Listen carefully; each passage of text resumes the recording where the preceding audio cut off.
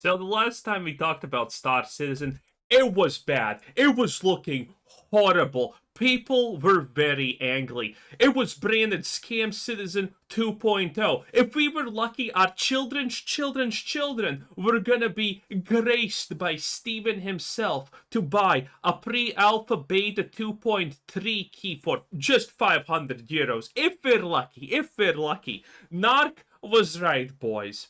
So now, Phase 3 is upon us, and I wonder what has changed. Is Ashes of Creation now suddenly magically good? Honestly, I have obviously an open mind. Maybe it's suddenly hype again, maybe it's good again. But, well, considering everything we saw in Phase 2, the fact that the game is supposed to launch in like a year or two, by all estimates, but the reality is maybe 5% of the world is complete at best, at the best pace. Most systems are not working, buggy, completely imbalanced, and still there are classes missing. Not even talking about the mixing of classes. So, what can honestly change at this point? Again, I'm going into this with an open mind, but I have a feeling that nothing will probably change. The same thing is gonna just happen over again. There's gonna be people who are, yeah, this is falling apart really fast, and then there's gonna be that top 10% entrenched people already probably writing a comment before watching the video because they just saw Ashes of Creation bad title, and they don't even care. They just feel to defend their thing because I don't know, maybe because they spent already $500 on a game that doesn't exist for promises already broken. Maybe that's why they feel the need to defend this game. So I'm not expecting a lot here, but maybe I'm gonna be happily surprised.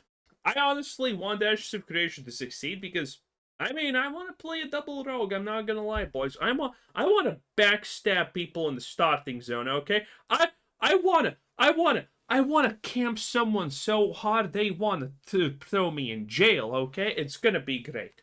Just launched its Alpha 2 Phase 3, and I thought it would be a good time to check the game out. You're probably wondering what Alpha 2 Phase 3 consists of, and well, the TLDR is that Phase 3 is when they do a big server wipe and leave the new ones up 24/7 until beta testing begins. That and a bunch of changes, improvements, and new updates like 2 new playable races and a new starting zone to name a couple. Obviously, there's more to it than that. Last time I played Ashes was when they officially lifted their NDA, allowing people to stream their game. That was nearly a year ago, October 2024, I believe. I was really interested to see just how far the game had come over the course of nearly a year, and well, after playing it for a day... I mean, all of this is bad. The reality is, when Ashes of Creation was available to the mass public, most people just didn't like it. Again, there's going to be a lot of people huffing and puffing and coping. Oh no, the game's actually fun. No, the game's not fun. It's objectively not fucking fun. That's just the reality. Stop lying. Anyone who tells you that Ashes of Creation is... Well, again, I don't know about Phase 3, but I doubt that it has changed. Again, you need to do a lot of heavy lifting to convince me that Ashes of Creation is becoming a good game at this point, okay? We have been burned far too many times. And anyone who's saying Ashes of Creation is a good game at this point, I just think they're blatantly lying. Because it's fundamentally not. The animations are not finished. The animations for combat characters are not finished. Most of the game's functions do not work properly. Leveling is fucking bad. Like, objectively, there's not a lot of game. Objectively, there's very little game. This is like, at best, a shitty, broken promise. At best, Ashes of Creation currently probably is a shitty, broken promise, in my opinion. But again, let's see. Here are my thoughts so far. But real quick, a word from today's sponsor, Exilag. I want to show you guys something here real quick. I'm currently playing Terra, and this server is located in Canada. I am personally currently... Overall, I definitely did see some improvement with the game. I'd say maybe about 10 to 15% improvement, 20% if I'm being very generous. The big area of improvement definitely lies with the overall performance and player models not being a janky mess. Performance-wise, feels pretty good. There is a subtle little choppiness going on though. I don't know if you guys can see it. It's weird because outside of that little subtle choppiness thing that I'm getting, it does feel smooth. I do not feel like I have a loss of frames, which is kind of impressive considering how many people are here. This time around, I don't really remember noticing any player models behaving that weirdly, and that's a really good thing. Aside from that beginner zone, I didn't really get any more choppiness anywhere else. More importantly, in the previous alpha, a big part of what made the game feel so broken and incomplete for me came from the player models being a buggy mess. This time around, the models were way more consistent and natural. The game has definitely improved significantly in this regard as far as I could see. Another notable pro is the combat. I enjoyed the combat the first time around, and this time it felt even better. Maybe... Yeah, you can see it here. Some swings seem okay, some don't.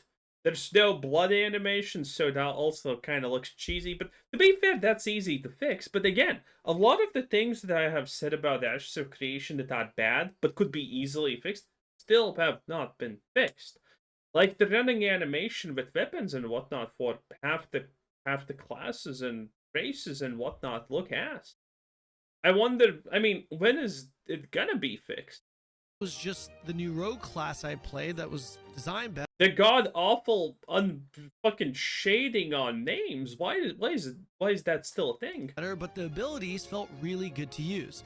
-1 ability called Feint, which is a shadow step skill. That one was a bit buggy to use. What? Like right there. Come on. That needs to... Okay. Other than that, though, the combat definitely carried it for me. While I was glad to see the improvements, I was honestly disappointed with the lack of improvement in some other areas of the game. The biggest criticism I had with the game was the questing and mob AI. I'll start with the questing, considering this is something I really feel would be super easy to clean up. I'm just surprised that after a year it's still poor. The questing isn't consistent enough. It's pretty clear that Intrepid is going for a more challenging, a bit ambiguous, less hand-holding type of questing experience. That's totally fine. Shut the fuck up, okay? No questing because you're too dumb to make the quests. It's not an excuse to say, oh yeah, it's just a little bit more ambiguous. You know, this is an old school feel, but you have to farm 10,000 boards in the starting zone to get level 2. No, that's just a failure, okay? I am not gonna... I will not agree to sentences like this. I will not agree to statements and ideas like, oh, yeah, because there's not enough quests in the game because Intrepid can't fucking make quests that are different from collect 20 bear asses. I'm not gonna say, oh, no, this is just supposed to be old school grind style of things. Anarchy Online. No. This is an objective failure. I am not giving them an obvious pass for an obvious blunder. By the way, but it just feels inconsistently or ineptly done right now. Here's an example, the quest markers. Sometimes they're visible, sometimes they're not. Some NPCs have quest icons, some NPCs don't. I would understand it if these quests were part of an MSQ, but that doesn't seem to be the case because some of them seem to be side quests that you don't have to do. I'm guessing the orange quests are early guide quests, but the fact that I'm still not sure is the problem. This quest, for example, tells me to turn in at the Apprentice Apothecary, but really, I have to go to this NPC named Assistant Edeldorn. Notice, by the way, the shimmer on this NPC's name with the orange quest icon showing that it's a turn-in. Bro, this guy's name wasn't even, it was not even the same name. Assistant Edeldorn. The quest was telling me to go talk to an apothecary, assistant apothecary. Oh, it's just a small thing. Why? Because the whole game is just a bunch of small things. And we can only judge it on the small things because the big things don't exist. The big things don't exist. So yeah, I'm gonna judge it on the small things that don't work. Didn't show me where he was, and the NPC's name wasn't even Apprentice. Also, again, I wondered how what is the map now? Like, where are we on the map? How much of the map is now finished? 10% maybe? Apothecary. It was literally. And that's, by the way, that's me lying to you saying 10% because none of the dungeons are finished. None of the instances that you can load in are finished. So, all of that is not. And that's technically a part of the map. So, I don't even know how little of the map is finished. Like, it feels like almost nothing, considering the already existing places are still also not actually, like, finished, They're like getting there to being finished, but they're not really finished. So, how much of the map is finished in reality? Like 3% maybe? Literally a different name. You notice the same thing with this quest from Goobert Pebble Pocket. Phenomenal name, by the way. Goobert. When accepting his quest, only when you turn in for him, no turn in indicator, no icon. There he is. Man, I know they're going for more of like a you have to pay attention type of approach, but I don't know. They're not going for a more attention type of an approach. It's just they can't make this. They're just not good enough to make all of this work. I mean, I think they should still have quest indicators when you're ready to turn in a quest. The quests need to be consistent. If you're gonna have quest icons, clean it up and make them understandable. Make them consistent. These inconsistencies are just not good for the new player, especially when the questing revolves around a more challenging, you gotta figure it out kind of concept. I assure you, almost every new player that enters the game will rely on doing quests to get started. And if that experience is frustrating, you're going to lose people. You're gonna lose a lot of people. It's important. And believe me, I'm not the only one that thinks the quests in Ashes are scuffed. I think you can make an argument that something like this isn't super high on the prio list, even though I feel like it would be such an easy fix for them to do and should be. But my next point of criticism is for sure something that I would think should be high on the prio list: the mob AI. When I first played Ashes last year, it was really clear that the mobs were just janky. They were buggy, desyncy, inconsistent. They were not good. They're still not good. In fact, I don't think they're better at all. Maybe it was the new zone that I was in, but the mobs are still behaving the same way. Some mobs that should aggro seem to not aggro immediately. Some mobs have infinite leash range, while some leash at a reasonable distance. Look how far this mob chased me. I'm literally in the town right now. It finally leashed. What is this aggro range? This is my way of looking at things. This is the way I think about when I see stuff like this. What can I expect from you to accomplish when you need to do something big? If this is the level that you are showing on small things, these are the easy. These are the things that you should be nailing down very, very easily. And you're failing them. You're making everything bad in some way. So, again, what am I supposed to expect from you when it comes to the big things, when you can't even properly do the small things? I kind of have a feeling I can't expect anything from something like this. Some mobs are also stuck in invincible. Some are stuck in attackable. Some are inside mountains and start hitting you from there, right? And before, well, it's an open beta access, whatever it's... Shut the fuck up. Hey, look. Motherfucker's just stuck in there. Also, if it's an open beta access, whatever, we're supposed to talk about these things, then why are you getting mad when I'm talking about these things? Hypocrite. Right? How do I even attack? Can I attack him? I can. Look at that. He goes here and then gets teleported, and now I can't attack him anymore, even though I could attack him. Now he's back here. Can I kill him? Okay. Surely they'll be able to fix shit like that soon, right? Sometimes they desync and teleport. I cannot tell sometimes if the mob is moving because it's executing a move from its skill set, or if it's just desyncing and bugging out. And that's bad. It's objectively bad. Ashes is designed around facing challenging mobs and facing real penalty when dying. This shit can't happen when you have this type of game. The mobs can't be in this buggy, messy state. When I saw this jank, originally, I was okay with it. This looks like same situation as if you're playing World of Warcraft hardcore, right? It doesn't matter how good you are, you're gonna eventually die to a server DC from Wizard's part, and there's nothing you can do about it. You're effectively just choosing to lose.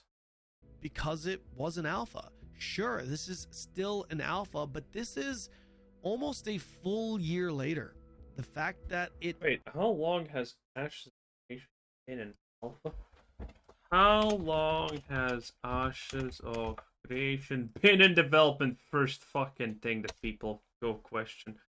Okay, Ashes of Creation has been in development since 2015.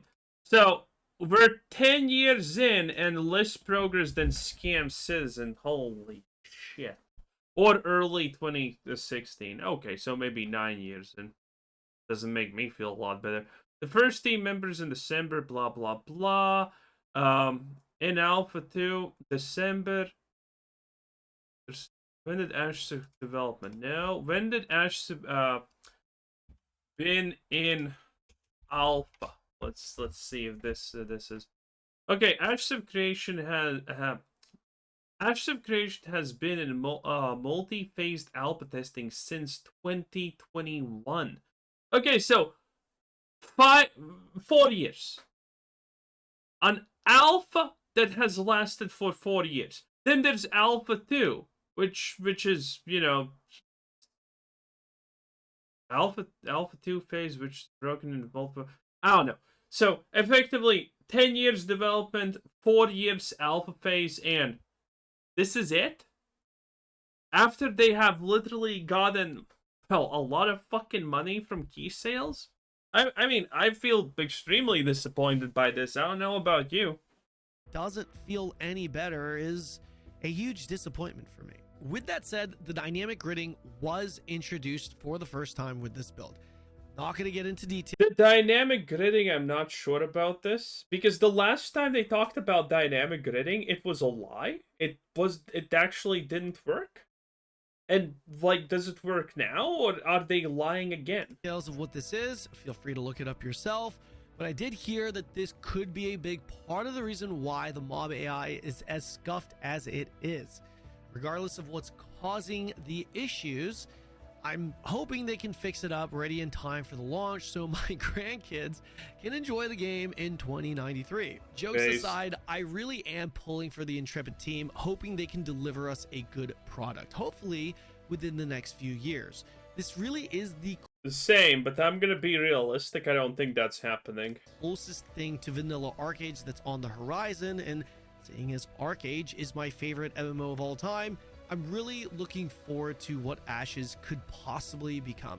There are obviously other areas where the game has improved and needs to be improved, but I would say these are the two that stood out to me the most.